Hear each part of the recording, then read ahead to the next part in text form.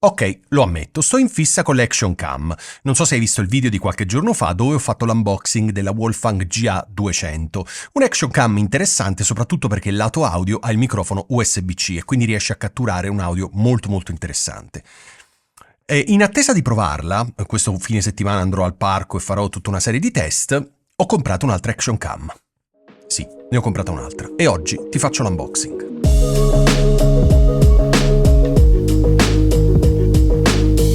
Come ti raccontavo nell'introduzione di questo video, ho comprato una nuova Action Cam. Sì, lo so, sto in fissa con le Action Cam. In realtà ho comprato sempre una Wolfang, questa volta ho comprato l'ammiraglia, la GA460, perché volevo vedere la differenza tra la GA200 e la GA460.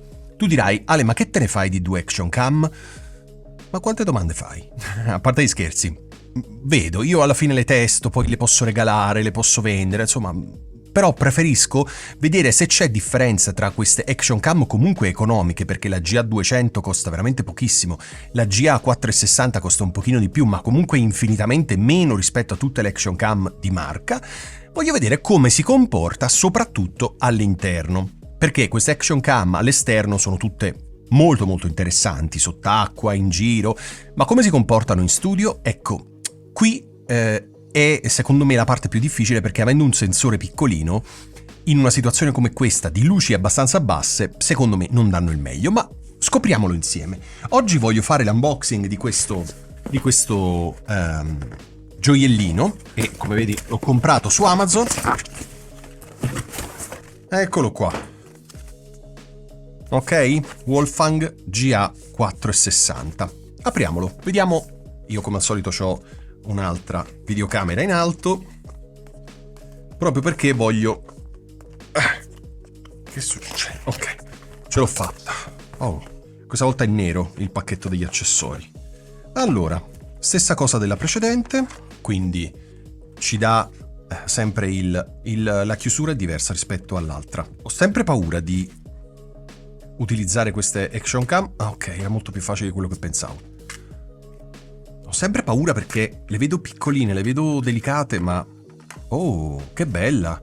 Allora, la prima cosa che noto è il peso molto diverso rispetto alla GA200. Poi farò un video di paragone tra le due. Molto diverso. Questa è veramente pesante. Non so se è soltanto lo chassis, ma mi sembra proprio tutta la componentistica molto pesante. Bello. Ci sono le batterie, ok? E poi c'è la questione degli accessori. Vediamo se anche in questo caso la dotazione è ricca come la GA200. Secondo me sì, perché... Aspetta, spostiamo questa.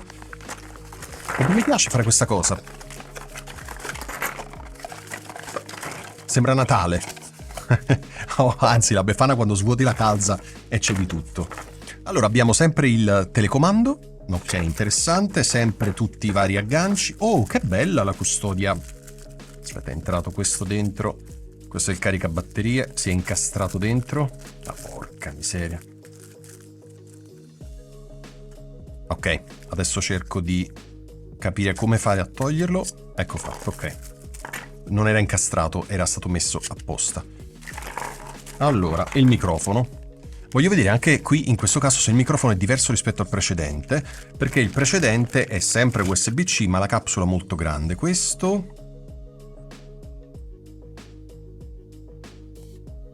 Sì, mi sembra lo stesso microfono. La spugna è molto più aderente, ma credo sia un caso, nel senso, sai, queste spugne comunque è un prodotto cinese, quindi...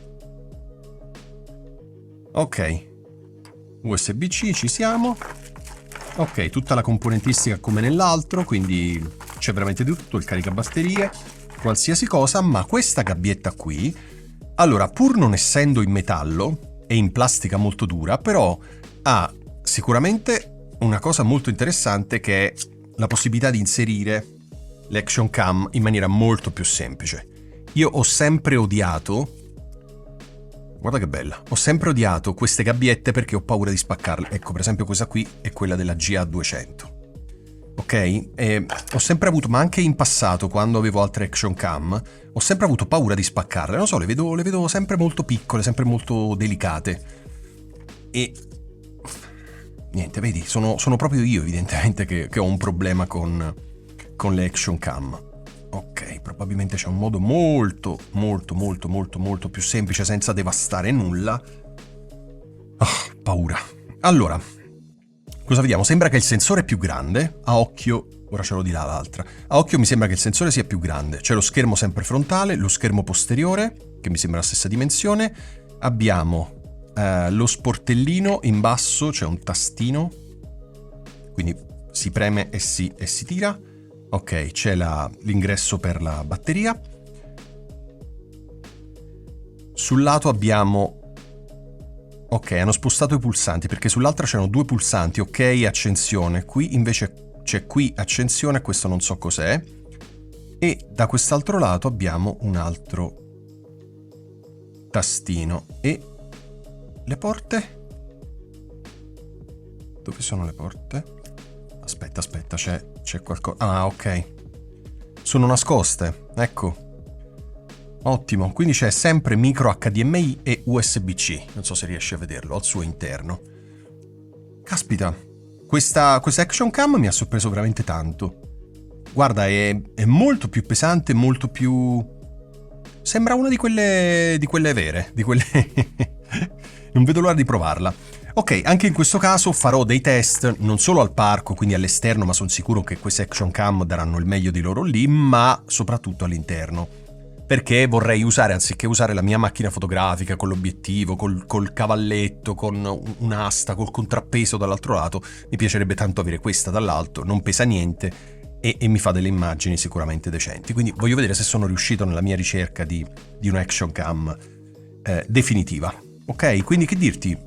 Allora, dal primo impatto questa è veramente bella. Veramente bella, poi è identica alle varie Osmo, DJI, GoPro, Insta360. No, forse Insta360 ha un design un po' più particolare, ma DJI è forse più DJI, sì, sembra identica.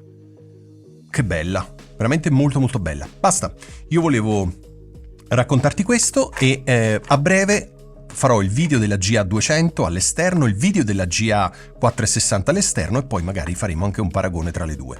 Perché secondo me una Action Cam del genere con il microfono USB-C può essere veramente una valida alternativa alla macchina fotografica. Certo, voglio capire di quante luci ha bisogno, quanto soffre in ambienti non troppo illuminati, ma presto, molto presto, ci sarà anche il video di questo, ok?